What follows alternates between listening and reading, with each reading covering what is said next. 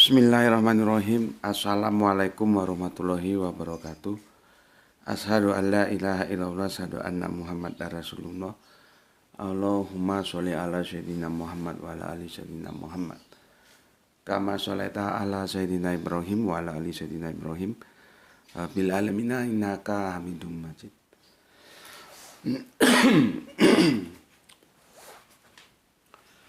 Sebelumnya kita panjatkan dahulu doa kepada Gusti Allah Agung untuk saudara-saudara kita yang telah memberikan sholawatnya kepada channel dakwah ini, sehingga channel ini dapat dengan setia eksis hadir dalam ruang-ruang diskusi kalian semuanya dimanapun kalian berada. Tentu dengan sebuah harapan, insya Allah sholawat itu akan menjadi catatan langit amal soleh bagi mereka dan keluarganya kelak. Dan insya Allah akan terbalaskan dengan balasan yang lebih baik lagi.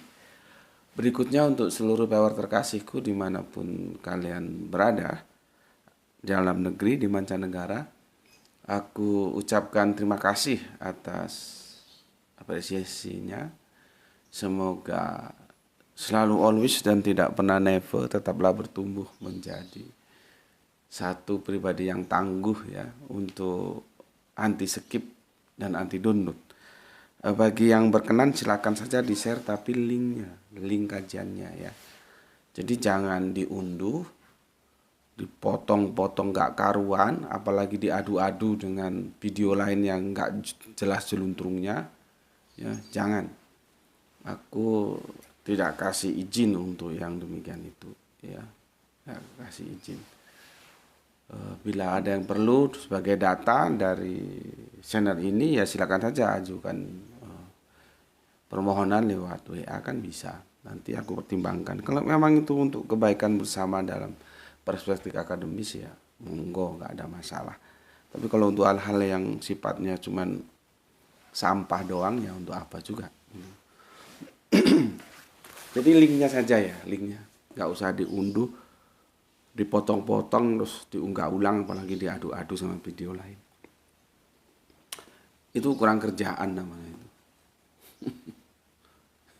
Berikutnya untuk semuanya dari kalian aku ucapkan terima kasih atas doa-doa baiknya untukku dan keluarga, juga untuk kalian semuanya ya aku ucapkan juga semoga doa-doa baik itu juga tercurahkan semuanya kepada kalian ya. Sebagai sesama saudara kita saling mendoakan dalam kebaikan, dan insya Allah doa kita dari sekian banyak doa ya menjadikan bagian-bagian dari yang terkabulkan. Amin amin ya rabbal alamin. Ini mbak dah subuh nih kita tancap gas. Tapi sudah mulai beranjak ke belum duha ya, tapi sudah mulai beranjak. Bismillahirrahmanirrahim. Kopi pagi.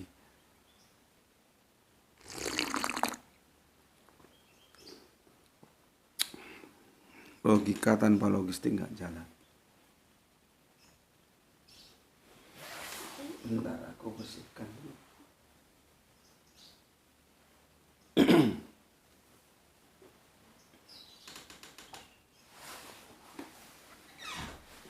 Saat ini aku tidak berhadapan dengan atau tidak bersandingan dengan papan tulis. Sebetulnya sih harus bersandingan, cuman karena 3 papan tulisnya semua ada datanya, jadi kalau dihapus juga repot kan nanti apabila kita perlukan. Ya sudahlah, kita ngobrol begini saja, tetapi ini bukan sesuatu yang seperti biasanya di weekend itu ya, yang santai. Enggak, ini serius ini. Cuman yang jadi masalah, kenapa? Harusnya kan kita membahas yang kemarin tentang kesalahpahaman mereka tentang surat Maryam 71 itu. Nanti kalau itu aku tampilkan jadi kacau. Jadi ini jadinya bukan bagian dari itu. Gitu loh ya. Nah, kalau ini bukan bagian dari itu, terus nanti ada papan tulis yang menjelaskan tentang yang kemarin kan jadi kacau. Ya sudahlah, gini aja kalau gitu. Makanya kalau lihat kajianku itu harus runut. Kalau nggak runut kadang-kadang yang membingungkan justru. Ya. Nah, kenapa suasana ini terjadi? Ya karena ketidaktertiban. Tuh loh. Aku harus memberikan kritik kepada siapapun. Dalam belajar itu perlu ketertiban. Kalau aku lagi bahas perspektifnya itu Islam, ya komentarnya Islam saja.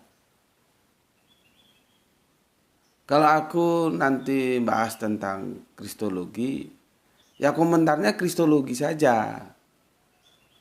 Cuman kan kalian tidak bisa diajak tertib seperti itu. Akhirnya ya seperti ini. Ini kacau ini. Seharusnya kita kan bahas tentang Islam.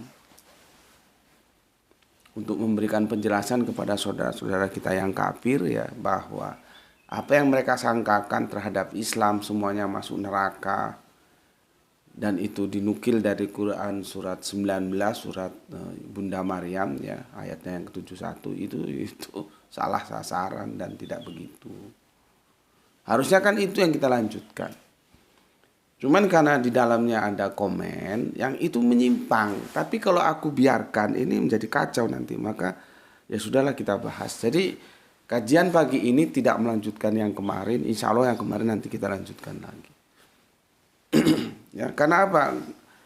Seperti aku bilang tadi, tidak tertib. Padahal sudah ada ruangnya. Sudah ada kamarnya sendiri-sendiri. Ketika kita bahas Islam ya komennya tentang Islam. Ketika kita bahas Kristen ya komennya tentang Kristen. Atau kalaupun ada komen-komen yang saling terkait itu harusnya tidak lepas dia. Gitu loh. Cuman kan kalian tidak tertib dan akhirnya memaksa aku untuk masuk ke dalam lingkaran yang tidak tertib itu. Karena apa? Kalau aku biarkan juga ini jadi masalah. Gitu loh. Ya. Jadi hampir dalam birokrasi tata kelola sebuah perusahaan atau sebuah negara ya. Tata kelola itu kan merupakan sistem. Sistem tidak baik, orang baik itu masuk ke dalam sistem itu akhirnya tidak baik. Karena dia akan mengikuti sistem itu. Nah, nanti di tengah dia akan ada dua kemungkinan. Kalau dia powerful, dia bisa merombak sistem itu untuk menjadi baik. Atau dia akhirnya bermain di sistem itu. Sebetulnya dia orang baik. Seperti gue nih. Ya. Gue sebetulnya tidak suka, ini tidak sistematik. Tapi akhirnya gue masuk ke dalam lingkaran yang tidak sistematik itu. Tapi gue kan powerful, akhirnya gue masuk ke sana untuk merubah kalian supaya kembali ke sistematika yang benar gitu. Kalau yang gue jelaskan itu Islam ya komentarnya tentang Islam. Kalau tentang Kristen ya tentang Kristen. Tentang apa linier gitu loh. Kalaupun oot itu harus kasih tahu dan ootnya itu tidak. Ini sudah nggak linier jadi masalah. Nah itu loh. Kalau nggak diluruskan kan ya terus bermasalah terus. Kalau dia nggak linier, hanya sebuah pernyataan dan itu tidak masalah sih, tidak apa-apa. Jadi kondisi kita saat ini seperti itu, ya, lahir dari sebuah ketidaktertiban. Padahal kan sudah dibikin kamar sendiri-sendiri, gitu ya. Oke, gimana ceritanya kamu ikuti aja sendiri nanti kamu tahu. Ya. Kan seharusnya kita bahas surat Maryam ini, perspektifnya kan Islam. Akhirnya enggak ke sana kita. Sebenarnya.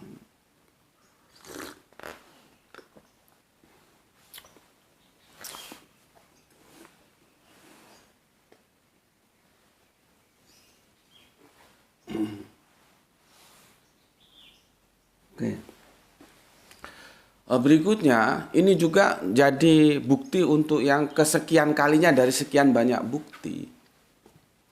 Posisi aku itu dalam rel akademis.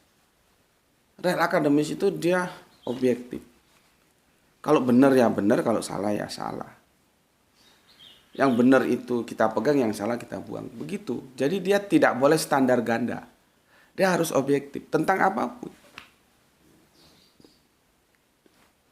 Ya, tentang apapun harus objektif. Harus mengatakan yang benar tuh bagaimana gitu loh. Ya. Jadi salah kalau teman-teman kafir terus menuduh aku itu pokoknya apa saja yang bisa dikapitalisasi untuk mengajar Kristen, hajar sudah. Enggak, itu untuk apa? Aku enggak, itu, aduh, comberan bagi aku. Mungkin untuk awal-awal dulu begitu, oke lah. Kan perspektifnya sekarang bukan menang kalah. Untuk apa cari menang-menang nggak dapet piala aja kok. Dibilang kalah ya nggak apa-apa. Perspektifnya kita sudah berubah, bukan menang kalah tapi benar salah.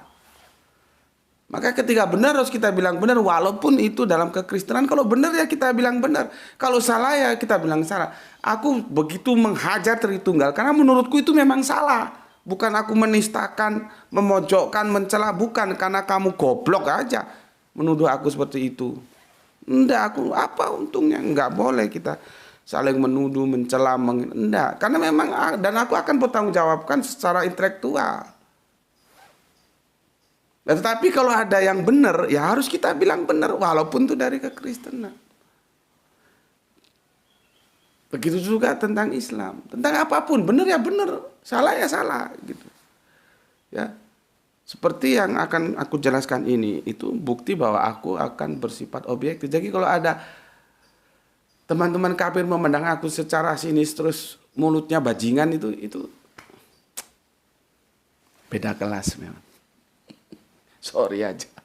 Untuk anjing-anjing seperti itu biar kalian yang ngatasi, beda kelas. Ya. Levelnya beda, bos. Untuk itu tuh kalau orang Jawa bilang disempar wae wis. Tapi gue nggak mau kalau bukannya nggak mau ya, jarang gue, dan bisa dikatakan jarang sekali gue delete. Paling ya gue skip aja.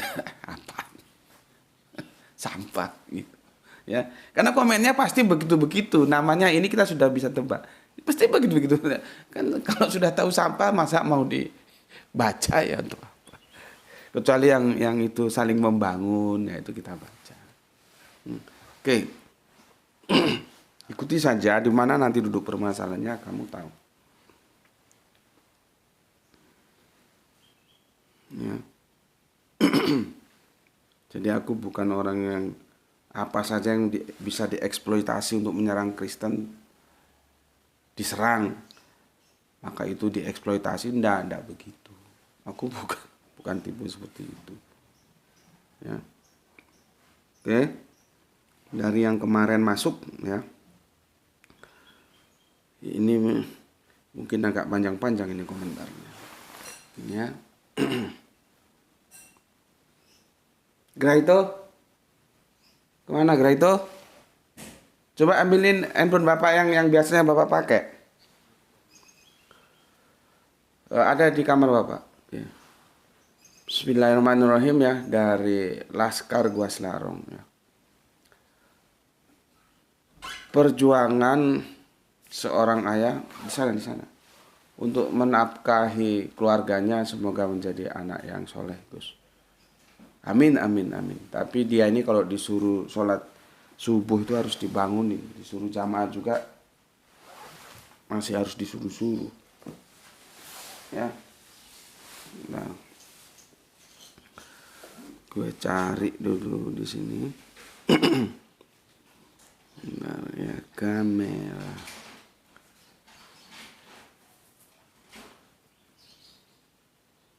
Oh, bukan yang ini tuh. Sebentar. Bukan yang ini. Sepertinya di sini ya. Bentar ya. Ini kalau kita perlu data.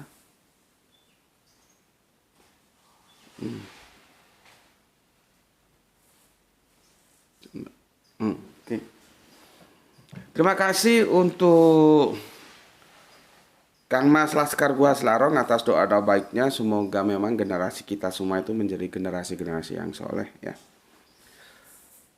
Ternyata perubahan jadi lebih mencintai Al-Quran. Iya Mas. Makanya dari itu aku itu berbicara atas dasar pengalaman ya. Atas dasar pengalaman, Maka ketika aku mengajarkan kepada kalian semua tentang sholawat,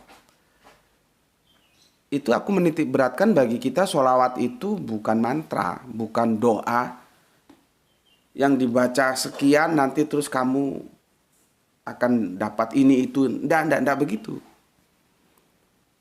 Tapi bagi saudara-saudara kita yang belum sampai ke sana, masih memahami sholawat itu sebagai mantra, sebagai bacaan yang harus dibaca-baca, baca 100 kali atau 200 kali atau 1000 nanti supaya begini begitu, ya monggo lah, karena kan juga masih proses. Tapi bagi kita yang sudah paham, jadi beda. Bagi kita sholawat itu bukan bacaan tapi tindakan, karena kita memahaminya sebagai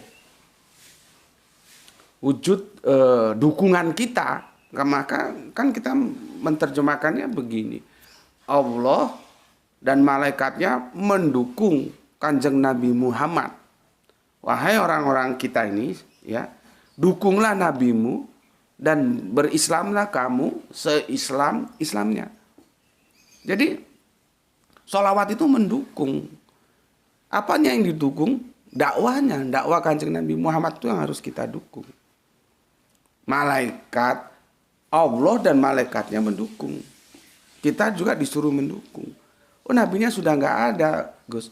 Iya, nabinya sudah jelas, tapi kan upaya dakwah ini kan terus sampai nanti yaumul sa'ah baru selesai. Ya.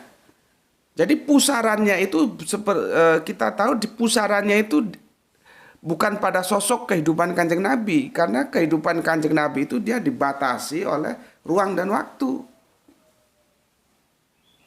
Yang itu sangat terbatas ya. Kanjeng Nabi berapa? 63 atau 64 tahun lah ya, mangkat. Tapi aktivitas yang dilihat itu aktivitas yang diupayakan oleh Kanjeng Nabi. Apa itu? Dakwah. Nah, dakwah ini yang harus kita bersolawat kepada aktivitas ini. Dan dakwah itu kan nanti timingnya lebih panjang. Sampai kapan? Ya sampai yaumul sa'ah. Bukan yaumul kiamah. Nanti kiamah ngapalain juga dakwah. Ya, sampai yaumul sa'ah. Nah, makanya tadi doanya jenengan ya, semoga menjadi anak yang soleh Gus. Ya, terima kasih. Dan itu juga menjadi doa kita bersama. Nanti kita ini kan juga waktunya kan selesai. Aku nanti mati ya, perjuangannya ya ke anakku, ke kalian-kalian semua. Kalian juga begitu nanti mati ya, perjuangannya dilanjutkan ke anak-anakmu, anak-anak. Maka kita harus membentuk karakter-karakter generasi yang soleh untuk memperjuangkan dinullah ini gitu ya. Oke, jadi bukan hanya sebatas bacaan sholawat itu bagi kita. Begitu juga tentang surat Waqiah. Aku juga nggak tahu apa itu ada hadisnya atau enggak ya, supaya rezeki kita lancar baca surat Waqiah. Kan triggernya permasalahan kehidupanku itu. Masalah kehidupanku ya. Terus sama bapaknya Sahel itu, Gus Koko itu, Gus baca ini aku baca tiap malam. Itu kan triggernya supaya dengan baca itu ya jangan sengsara-sengsara amat lah gitu kira-kira. Ya, intinya ke perubahan kehidupan, bagaimana rezeki itu bisa. Ya memang sih kata orang nanti rezeki itu banyak juga memang, tapi jangan lupa di sini konteksnya rezeki yang tentang kehidupan. Sehat itu juga rezeki, tapi kalau sehat nggak punya duit juga kan pusing juga gitu loh. Ya, setelah aku jalani berapa lama, cuman aku juga nggak berani untuk mengatakan apakah doaku tidak terkabul. Toh faktanya anakku sekarang sudah besar. Toh faktanya dia juga sudah bisa seperti temannya, sudah SMA, sebentar lagi kuliah. Ya, kan aku juga nggak berani bilang, wah Allah tidak mengabulkan doaku. Nggak berani, buktinya alhamdulillah Gra itu ya ganteng. Ya, ini dia.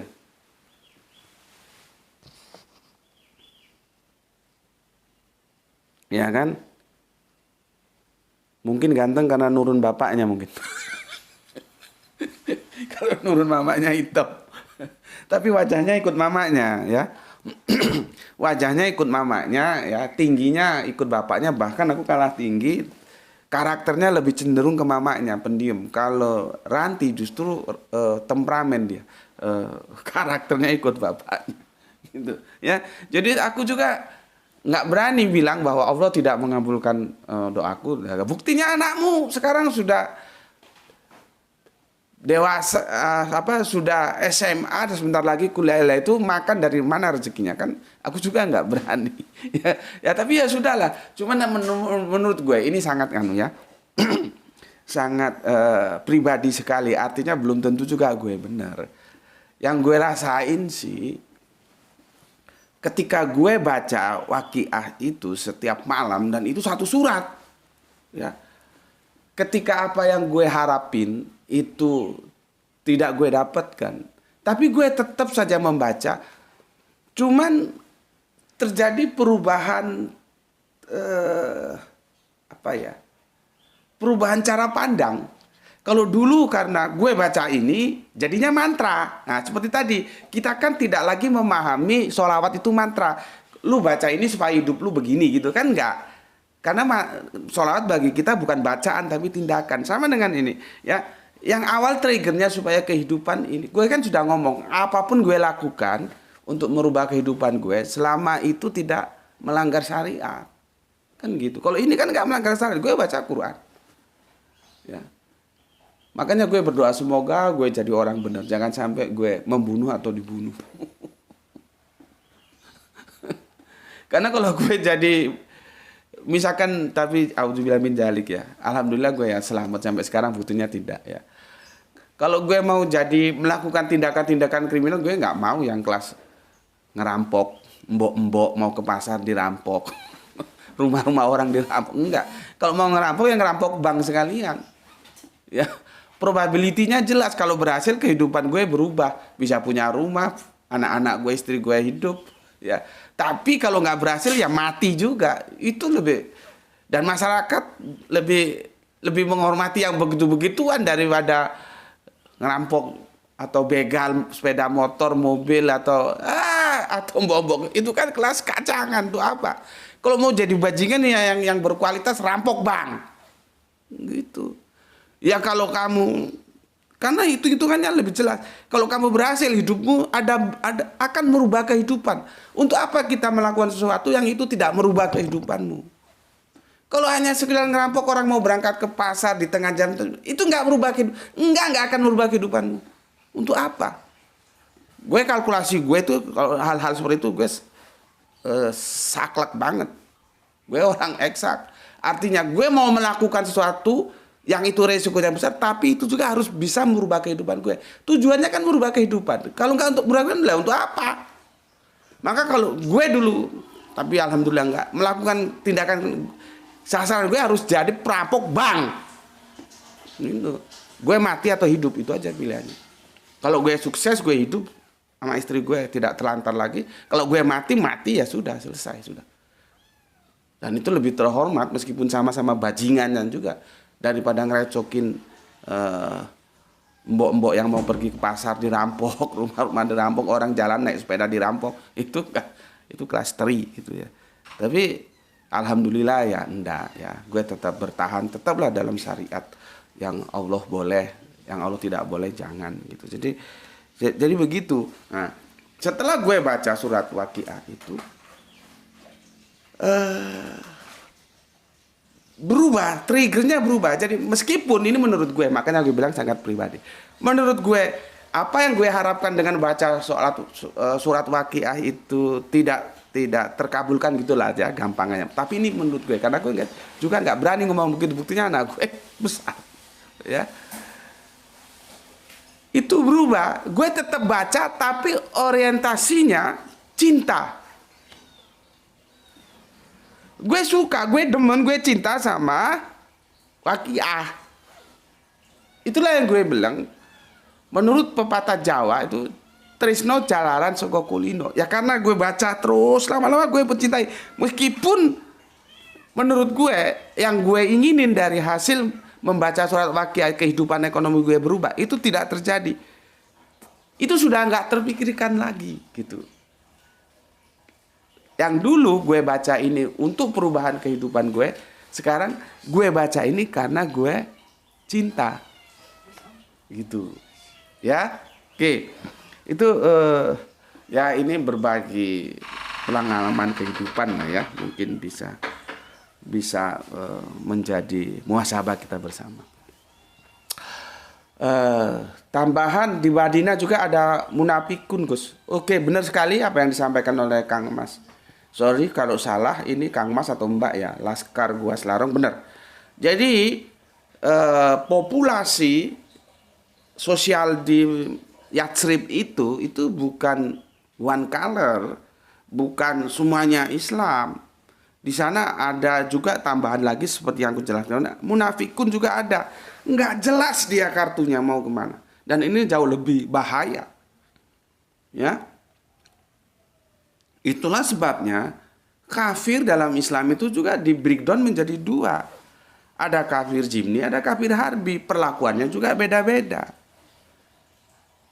Tuh, berikutnya kalau kalian paham bagaimana Kanjeng Nabi itu Isra. Jadi bagi kita Isra'nya Kanjeng Nabi bukan ke langit sono, bukan ke nggak tahu ke awang-awang, enggak. Isra'nya Kanjeng Nabi itu ya di bumi, di mana? Di Yatsrib itu. Ketika Kanjeng Nabi Isra, udah gue jelaskan kan, Isra itu anak tangga naik. Dan kemarin kan sudah gue jelaskan, membangun kekuatan Islam itu dari bawah. Kalau politik itu kan dari atas ke bawah. Kalau Islam nggak dari bawah ke atas. Kita top down. Bottom up kita. Bottom up dari bawah ke atas. Bukan dari atas ke bawah. Kalau politik kan nggak dari atas ke bawah. Top down dia. Misalkan bikin kantor pusat. Mesti Jakarta dulu. Jakarta nanti bikin cabang provinsi nanti kabupaten, kota madya, kecamatan. Kalau kita enggak. Kita bangun dari bawah dulu. Makanya gue kan sudah bilangin, lu sibuk Imam Mahdi, Jamaah Mahdi lu urusin kagak? Mulut lu ngomong Imam Mahdi saja, Jamaah Mahdi tidak lu urusin. Karena Imam Mahdi itu akan terbentuk nanti kalau sudah ada Jamaah Mahdi. Coba, ada yang menjelaskan seperti ini sama lu? Coba, gue ingin tahu lu ngaji sudah di mana? Sama siapa? Ada yang menjelaskan seperti ini. Ini yang membuat kita tidak kiamah-kiamah karena konsepnya salah. Padahal Kanjeng Nabi telah memberikan konsep kepada kita. Di mana-mana mulutnya ngomong Imam Mahdi. Lah Jamaah Mahdi sudah kamu upayakan belum? Dimulai dari yang kecil dulu. Itu ustadz kita yang dari Bandung AA siapa itu yang jagalah hati itu. Kan dia ngomong mulai dari diri sendiri. Kalau kita satu keluarga Islami, keluarga lain Islami, lama-lama satu RT Islami, nanti satu RW Islami, satu lurahan Islami semua kehidupannya. Jadi sana dibentuk. Kanjeng Nabi itu membentuk begitu. Makanya ketika sukses Mi'raj, Yatsrib itu berubah nama menjadi Madinah Al-Munawwarah. Mi'rajnya di sana, Islam menjadi puncak peradaban. Jadi nggak perlu Amerika ngajarin tentang HAM, tentang tetek bengek kepada Islam. Ketika Amerika masih bau dan gelap, Kanjeng Nabi sudah ngajarin lewat ajaran Islam yang namanya bagaimana hidup bersama, berbangsa, bernegara. Itu sudah eranya era peradaban. Cuma kan jarang orang kalau Isra Mi'raj yang diceritain dongeng, naik ke atas langit, langit endi. Ya. Oke. Gue ingetin ya, video gue jangan lu colong, bajingan lu ya. Nanti lu adu lagi sama ustadz kiai lain ya. Jangan. Oh konceng nanti video gue tentang Mi'raj lu potong, lu ketemuin dengan siapa kok si ini siapa sih kok. Terus lu unggah, itu bajingan namanya. Ya. Kalau lu punya duit, undang. Bikin session di mana? Kalau lu punya banyak duit di hotel, sewa hall. Kalau nggak punya duit di kafe, 20 orang, 10 orang. Temukan Siapa yang menurutmu berkompeten untuk berhadapan dengan gue? Jangan kelas kaleng-kaleng lu hadapkan gue, tendang kepalamu, mampus gue. Itu kan ada video gue dipotong diketemukan sama siapa itu.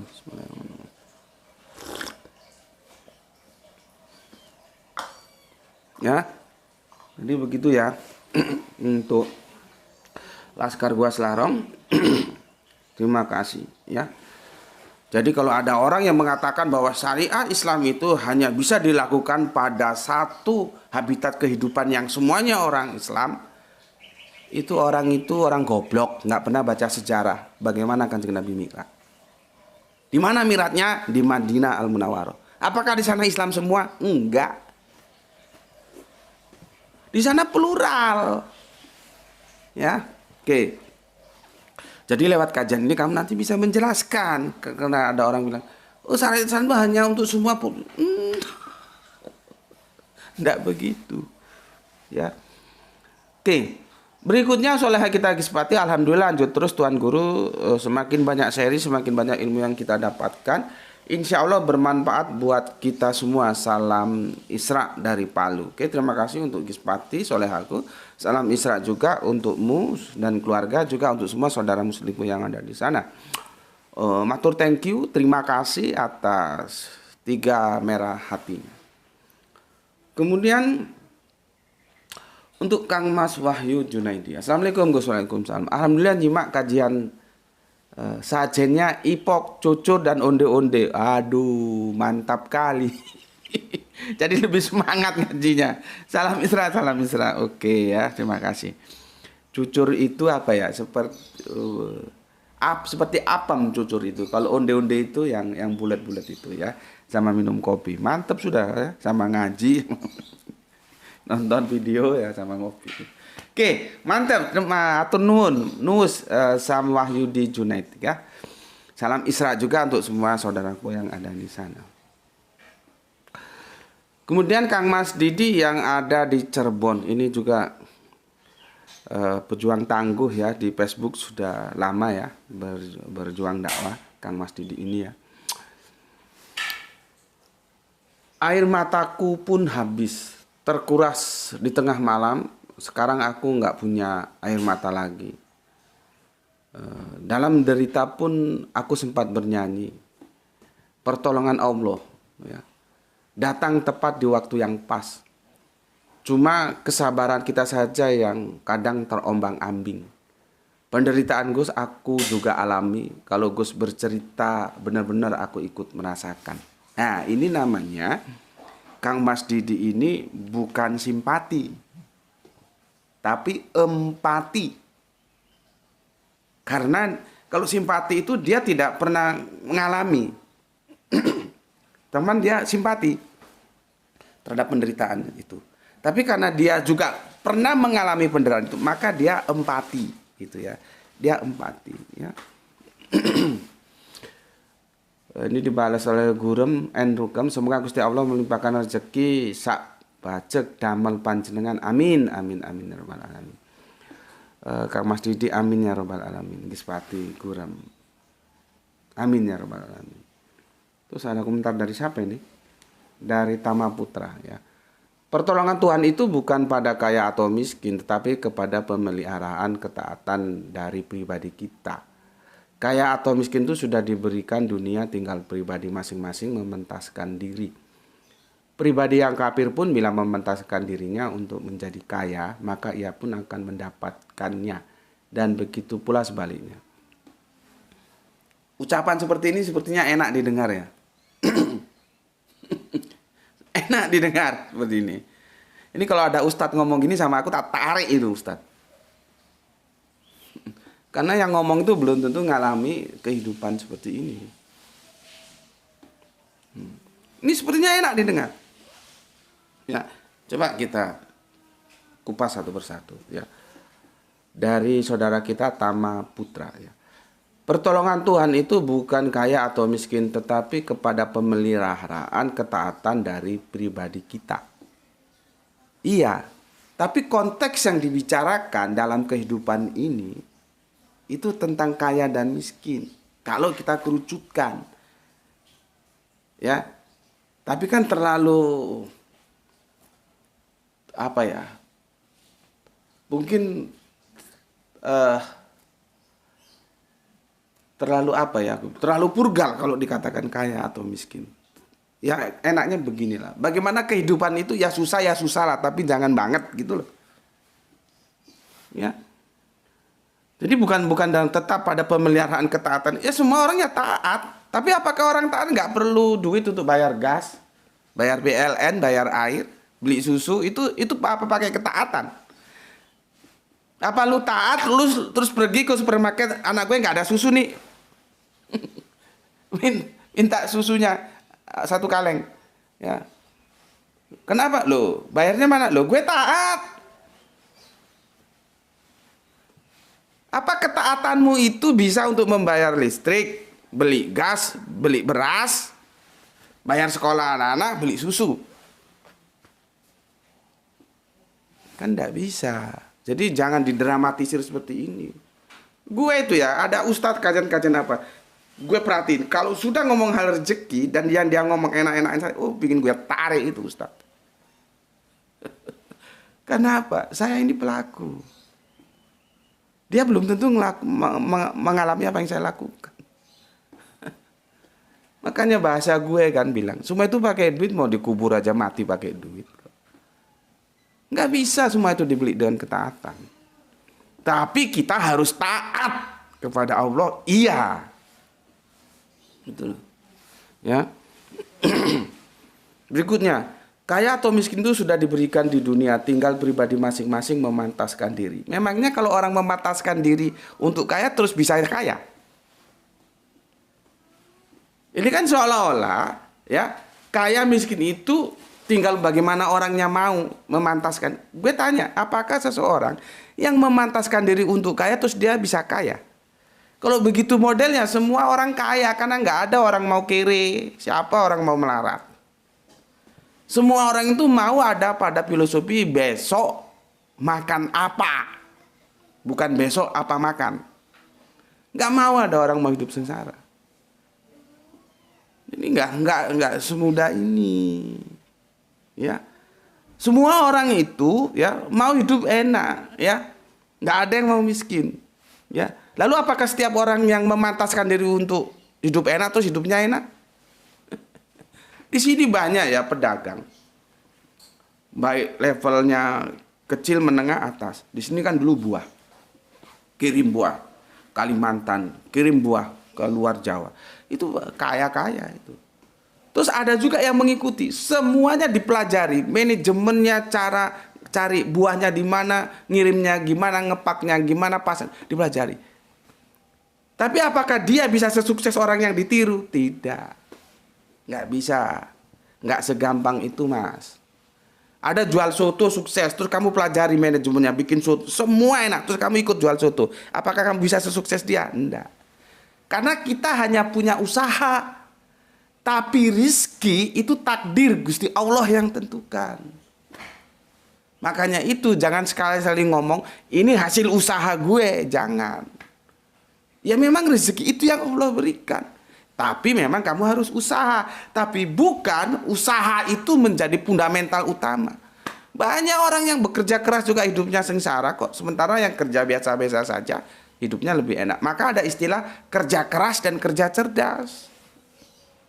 Gitu loh. Jadi jangan disederhanakan masalah itu. Hadapi saja, faktanya seperti ini ya sudah kita hadapi. Tetap ya bersandarkan kepada Gusti Allah Agung. Usaha itu bisa kita tiru, hasilnya nggak bisa. 2 orang sama-sama kita kasih pancing, kita kasih perahu, kita lepas dalam waktu yang sama di laut yang sama. Setelah itu 2 jam tarik. Berapa hasil pancingan yang didapat? Sama nggak? Nggak pasti sama. Secara teori harusnya sama. Itu cara menggambarkan bahwa rezeki itu misteri. Nanti kapan-kapan ya, kalau weekend kita bahas tentang rezeki itu misteri. Ya. Pribadi yang kafir pun bila memantaskan dirinya untuk menjadi kaya, maka ia pun akan mendapatkannya, dan begitu pula sebaliknya. Siapa ngomong? Nggak ada hubungannya kafir beriman, nggak ada hubungannya tentang kaya itu. Yang kafir yang kaya ya ada, yang melarat kere juga ada. Yang beriman kaya ada, yang kelarat kere juga ada. Ada gitu loh. Jadi salah analogi seperti ini. Ini terlalu menghibur.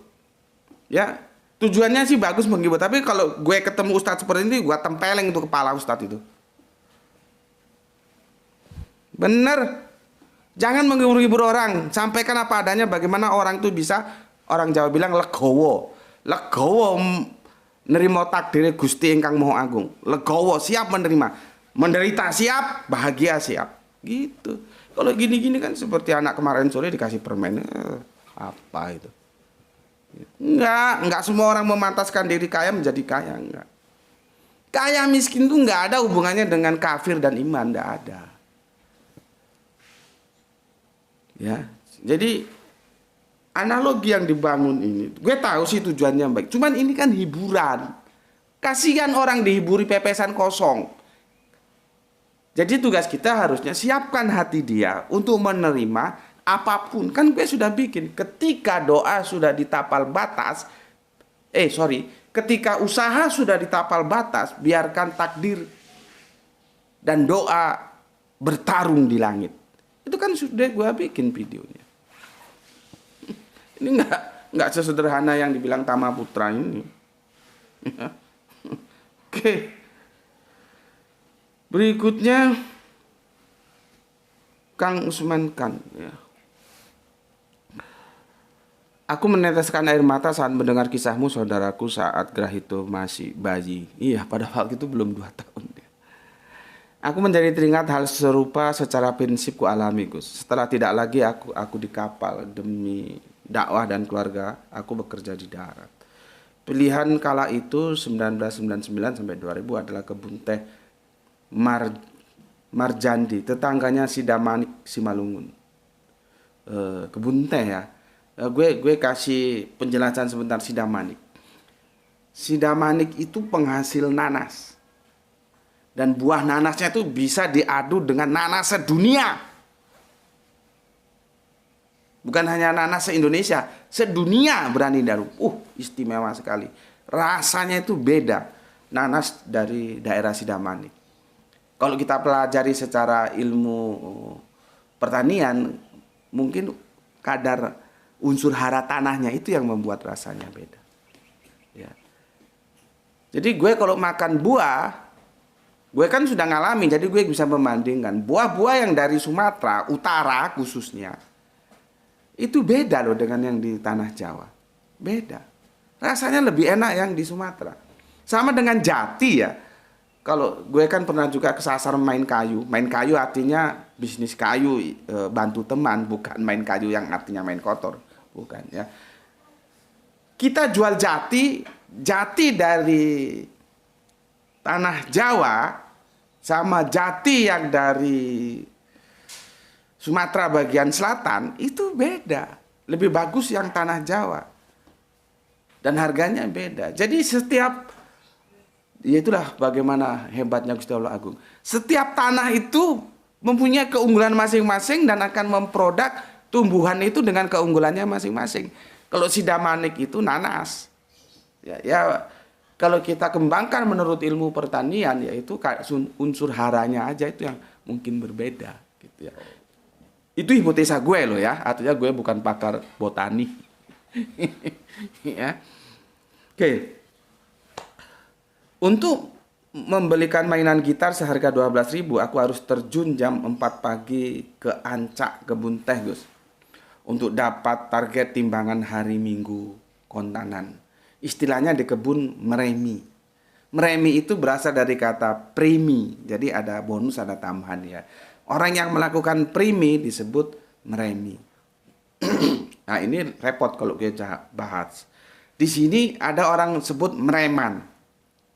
Nah hampir sama. Orang Jawa kan gitu. Mereman itu berasal dari kata preman. Nah masalahnya preman ini menjadi dua yang salah dipahami. Kapan-kapan kita bahas tentang bagaimana sejarah kata preman ya. Makanya Al-Quran dan kitab-kitab suci lainnya itu dia seharusnya ya ada dalam bahasa yang mati, tidak berubah. Nah, itu diwakili oleh Al-Quran. Kalau kitab-kitab yang lain kan sudah terkontaminasi, apalagi edisi terjemahan. Al-Quran itu bahasanya mati. Dia tidak boleh berkembang, karena kalau berkembang sulit. Yang namanya standar itu kan harus mati. 1 meter itu ya segitu itu, nggak boleh tambah pendek, tambah panjang, nggak boleh, karena dia akan menjadi standar. Kitab suci itu menjadi standar, maka dia bahasanya harus mati. Kalau bahasanya berubah-ubah, itu bahasa budaya dan orang akan berubah nanti cara pandangnya. Seperti preman itu dipahami secara berubah-ubah hingga saat ini. Kapan-kapan nanti tolong aku ingatkan sebetulnya bagaimana sih sejarah kata preman itu. Karena menjadi dua yang salah di sini. Kalau kita di kebun itu ya, di sini dulu apel ya, rempes apel atau mupuk apel itu namanya mereman. Mereman neng di. Nah, dia ikut kerja di kebunnya siapa? Mereman. Itu berasal dari kata preman. Nah, sementara kalau kita di terminal-terminal bis, stasiun ya, kita ngomong di sini premannya siapa? Beda lagi. Nah, kita mau lihat, insya Allah, tolong kalau lupa kita diingatkan, preman itu sebetulnya maksudnya seperti apa? Itu nanti ada hubungannya zaman-zaman era penjajahan dahulu, khususnya ketika Belanda membuat pabrik gula, ya. Oke. Kalau di sini meremi ya. Oke, untuk dapat target timbangan hari Minggu kontanan, artinya dibayar, istilah kebunnya meremi ya. Alhamdulillah dapatlah 18.000 dan terbelilah gitar-gitaran itu. Alhamdulillah sekarang putra sulungku itu sudah posisi asisten di salah satu perusahaan perkebunan sawit di Sumatera Utara dengan jenjang S1 SP, Sarjana Pertanian. Mantap. Terima kasih untuk saudaraku Lae Saragi atau Usman Khan, dan semoga putranya menjadi yang terbaik untuk dunia dan akhiratnya ya. Kalau kita lihat dunianya sudah cukup mapan ini ya, sudah menjadi asisten posisinya. Semoga kalau sudah menjadi asisten ya tetap juga ingat kepada dakwah. Ya nggak harus ngomong seperti aku, nggak sholawat apa yang bisa dia berikan untuk dakwah, kan begitu. Jadi orang itu nggak semua terjun jadi tukang ngomong, karena nggak semua orang juga bisa ngomong. Orang juga nggak semua terjun harus menjadi donatur, karena nggak semua orang punya duit. Jadi kita memberikan apa yang kita punya dan apa yang kita bisa. Gitu. Itu sholawat seperti itu. Ya. Oke, mau lihat godang Tuhan munasudi atelaiku ya. Terima kasih. Alhamdulillah sekarang putra beliau sudah menjadi asisten. Ya. Oke. Lanjut lagi, Kang Usman kan 2 kali ya. Assalamualaikum Gus. Waalaikumsalam. Alhamdulillah bisa hadir di menit awal sambil menuju lokasi proyek dan menikmati laut birunya Teluk Oman Bahrain sepanjang Dubai dan Abu Dhabi. Oh, indah banget ya. Izin mengikuti kajianmu Tuan Guru. Sehat selalu untukmu bersama keluarga sebagai doaku. Salam Islam rasional. Islam nasional juga untukmu semua saudaraku yang ada di mancanegara, khususnya Barat Tengah, Abu Dhabi. Lae Usman Saragi. Oke.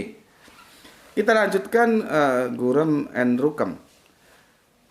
Kang Gurem and Rukem. Preman juga manusia, punya rasa, punya hati. Jangan samakan dengan pisau belati. Mantap ini. Gus Beti tampang preman tapi hati Hello Kitty. Salut Komandan Jenderal, daripada pamer kesolehan tapi hati bagai serigala. Semoga Gusti Allah melimpahkan rezeki sak bacek itu artinya banyak ya. Damal panjenengan. Amin amin ya rabbal alamin. Semoga nanti aku bisa sewaktu-waktu ajak kamu kita makan ke warung Padang ya. Guru Edrukem ini tahu hobiku makan warung Padang. Menu lain enggak suka aku. Terima kasih untuk Guru Edrukem, doa yang sama juga untukmu ya. Semoga Gusti Allah Agung juga memberikan kemudahan dalam hidupmu. Amin amin ya rabbal alamin. Ya. Kalau gue itu memang kalau hitungan Jawa, horoskop Jawa ya, gue kecil, Seloso, Wage, itu jumlahnya cuma 7. Tapi ingat Wage itu orangnya temperamental memang. Kalau kita kan biasanya publik itu horoskopnya Yunani ya. Kalau Yunani gue Libra. bintang gue loh. Nanti ada Scorpio ada gitu. Dulu masih zaman jadul kan ramalan bintang. Jadi kalau orang Jawa itu bukan ngeramal loh ya, bukan. Niteni, memperhatikan. Kalau lahir di neton wage karakternya gini. Ya. Terus ditulis, terus menjadi panduan. Nah, gue itu yang membuat gue temperamen itu wage.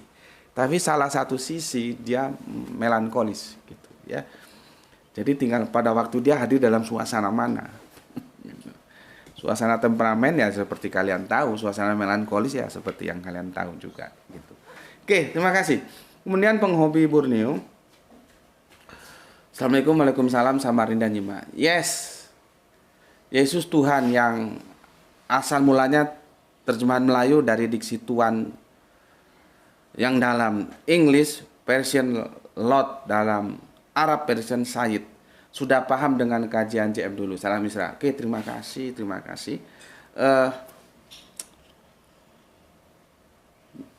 Begini ya, kalau kita buka kemudian alhamdulillah aku kan punya itu Bible dari Arab sana ya. Cuman yang jadi masalah itu bukan Bible Arab diterjemahkan ke Indonesia, nggak begitu.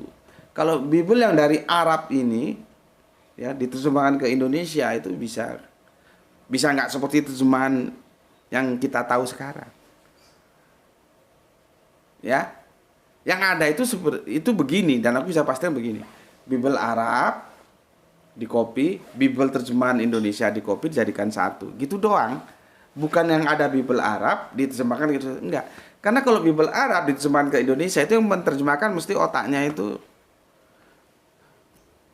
bertanya-tanya dan menjadi pergumulan. Karena apa? Yesus itu seperti apa yang disampaikan penghobi Borneo, itu Sayyid. Itu gelarnya Sayyid gitu. Orang Arab tahu Sayyid itu apa. Nggak mungkin Sayyid itu yang menciptakan langit dan bumi gitu loh. Cuman kan masalahnya ya, gue kan punya itu Bible Arab itu, cuman Bible Arabnya diambil, tidak diterjemahkan ke Indonesia dari Arab. Enggak, justru Bible Arabnya diambil, Bible Indonesianya diambil, dijadikan satu gitu doang. Jadi ya tetap aja tidak memberikan pencerahan karena hasil kopi aja. Coba Bible Arab ya, terus diterjemahkan ke Indonesia. Jangan terjemahannya ngambil dari LI, itu beda nanti siapa Yesus itu. Karena di sana pakai Sayyid. Ya. Dan tanya sama orang Arab sana, apakah Sayyid itu bisa menciptakan langit dan bumi? Ya. Oke. Berikutnya mohon maaf Samgos Oot ya. Benarkah fitnah itu lebih kejam daripada pembunuhan atau itu hanya sebuah kata-kata mutiara belaka? Yang saya maksud adalah fitnah dalam pengertian bahasa Indonesia, bukan bahasa Quran. Pengalaman dari kecil sampai dewasa bahkan baru-baru ini juga terjadi ya, sehingga sering mengakibatkan trauma. Ini untuk kedua kali saya menangis baru setelah kematian ibu saya. Beliau ini sesuatu yang perlu kita contoh. Beliau merawat bundanya yang sudah sepuh banget sampai menutup mata. Gue nggak tahu, mungkin beliau ini anak ragil ya. Karena kalau gue lihat bundanya itu sudah sangat sepuh. Ya. Beliau yang rawat. Ya. Sesungguhnya orang-orang yang mendatangkan fitnah kepada orang-orang beriman, baik laki-laki maupun perempuan, kemudian mereka tidak bertaubat, maka bagi mereka azab jahanam dan bagi mereka azab neraka yang membakar. Quran surat Al-Buruj ayat 10, dan kemudian ada beberapa hadis yang dia nukil. Oke, terima kasih untuk Oot. Berikutnya Kang Rasminas ya. Bismillahirrahmanirrahim ya. Makassar di Tuanku, salam Isra. Oke, salam Isra juga untukmu. Penghobi Borneo ya. Assalamualaikum, 2 kali komen, lama nggak komen juga. Saya yang pemahamannya tidak ada yang singgah-singgah di neraka, Gus. Transitnya hanya di barzah, kubur, ya, bukan ada paham cuci di neraka seperti mainstream. Kajian JM dulu pernah menyinggung itu. Saya setuju, mirip yang dipaparin Ustadz muda kita, UAH. Tapi saya lebih dulu paham setelah JM yang jelasin. Jazakumullah khairan katsiran guru. Oke, terima kasih. Ya. Semoga apa yang aku dapatkan juga didapatkan kalian semua yang telah bersolawat di sini. Ya, apabila seorang mendapatkan pencerahan lewat usahamu, maka engkau laksana mendapatkan apa-apa yang disinari matahari. Ini yang ngomong dia sendiri loh ya, bukan gua setting, bukan. Dia sendiri mengaku ya. Begini pengakuannya dia ya. Kajian JM dulu pernah menyinggung. Memang gue pernah menyinggung, tapi belum bikin satu video yang khusus membahas tentang surga neraka. Jadi dia terserak ya. Kan gue sering begitu ya. Kajian JM dulu pernah menyinggung itu. Dan saya setuju, mirip yang dipaparin Ustadz muda kita UAH. Lihat ini stressing pointnya. Tapi saya lebih dahulu paham setelah GM yang jelasin. Ya. Dan aku ingatkan, belajar dan mengajarkan Al-Quran itu sama-sama kebaikan yang diperintahkan oleh Kanjeng Nabi kita. Ya. Yang belajar baik, yang mengajarkan juga baik. Dan alhamdulillah beliaunya dapat pencerahan setelah ngaji sama kita di sini. Ya. Oke, terima kasih untuk pengopi Borneo. Kemudian Kang Hermana Nata Wijaya, Assalamualaikum warahmatullahi wabarakatuh. Salam Isra buat semuanya. Oke, salam Isra juga untukmu ya. Ini ada, saya nggak tahu maksudnya ya. Coba nanti kita nukil ada apa.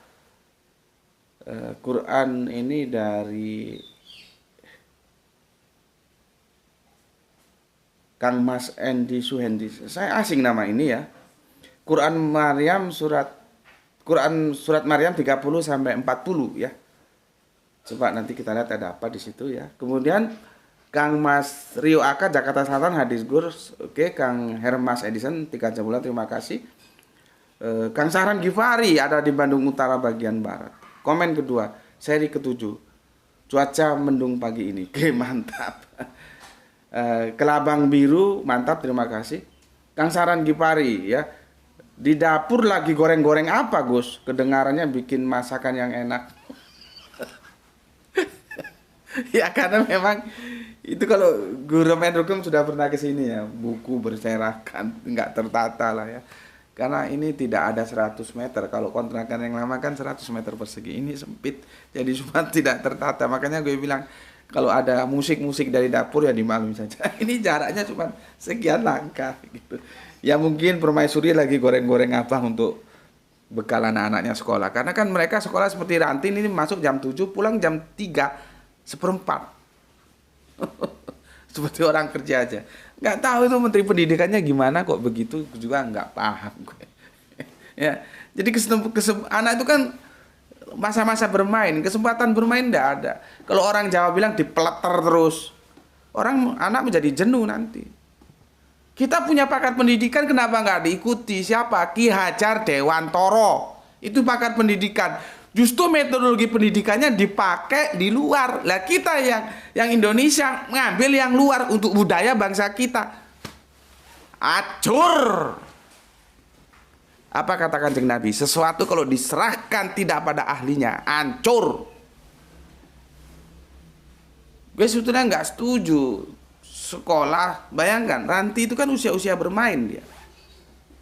Dari jam 7 sampai nanti jam 3:04. Jadi gue itu kalau asar itu balapan.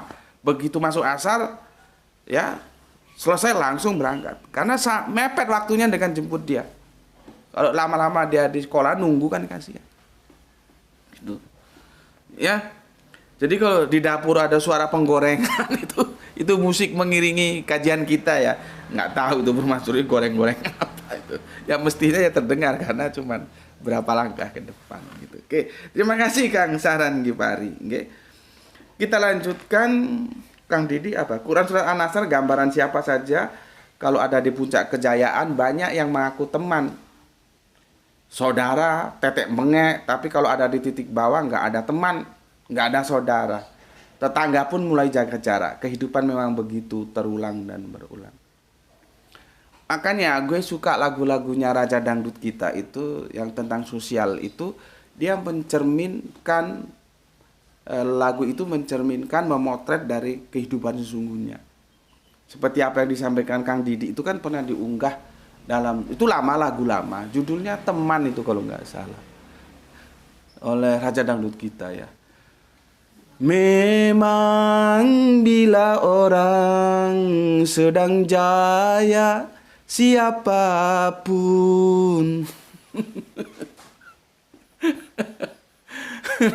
ya, jadi kalau kamu sedang jaya, siapapun menyambutmu, siapapun menganggapmu teman, siapapun menganggapmu saudara, ya. Tapi bila dia jatuh miskin, lenyap semua temannya, itulah hidup. Jadi dunia itu memang begitu. Maka siapkan hati untuk kemungkinan terjelek ya. Cuman bagi gue yang sudah asam garam, ya teman-teman gue yang enggak ya. Ya ada yang cuek, tapi ada yang sekarang, tapi kan teman-teman gue sekarang sudah pada MPP, mendekati pensiun ya. Mereka tapi ya sudah jaya, punya rumah, ada yang sudah umroh, punya ini, punya itu, punya mobil. Ya ada yang tetap baik sama aku, ada yang cuek bebek lupa. Ya biasalah, kehidupan memang begitu. Seperti lagunya Raja Dangdut tadi ya. Ya gitu kan Mas Didi ya. Sudah kita hadapi aja apa yang ada. Ketika kita jaya semua mendekat, ketika kita runtuh semua menjauh. Oke, Kang Irfan Al-Akbar ya. Sudah 1 jam ini. Ya. Nanti kalau udah siap bilang ya. Wah, nah. Ini sudah 6:30 lebih, lihat ini. Gue belum bahas masuk, sebetulnya gue mau menjelaskan tentang bagaimana cara kita menjelaskan Matius 10 ayat 6. Ya. Apa yang dinukil oleh komentarnya Aki Beben. Aki Beben tidak salah. Ya, karena Aki Beben itu mengutip dari apa yang ada di lapangan. Yang salah itu yang pelaku di lapangannya. Ya, sama seperti aku tidak menyalahkan teman-teman Kristen ketika berkomentar tentang surganya Islam. Yang salah itu mainstream Islam ketika menjelaskan tentang surga, itu yang salah. Dia bilang, oleh teman-teman Kristen kita kan bilang surga kok urusan selangkangan. Ya karena memahami bidadarinya salah. Teman-teman Kristen kita nggak salah, tapi dia memotret dari sesuatu yang salah. Begitu juga Aki Beben. Aki Beben tidak salah. Karena dia salah, karena dia memotret dari sesuatu yang salah juga. Nggak tahu kamu kata-kataku ini ngerti nggak, karena keterbatasan waktu ini ya, dia masuk jam 7. Insya Allah besok kita lanjut, tapi intinya di situ ya. Aku akan menjelaskan Matius 10:16 itu bagaimana dipahami secara benar. Sampai di sini dulu ya. Pesan aku, jaga Allah, jaga Kanjeng Nabi, jaga Al-Quran, jaga sholatmu, jaga Islammu menjadi bingkai imanmu yang paling indah di dalam hati, tapi tetap memberi hormat kepada saudara-saudara kita yang lain ya, karena mereka tetap saudara kita. Semoga mendapatkan keberuntungan, rezeki yang barokah dan kesehatan yang prima ya. Bismillahirrahmanirrahim. Salam Islam rasional ya. Assalamualaikum warahmatullahi wabarakatuh. Alhamdulillahirabbil alamin. Terima kasih matur nuwun.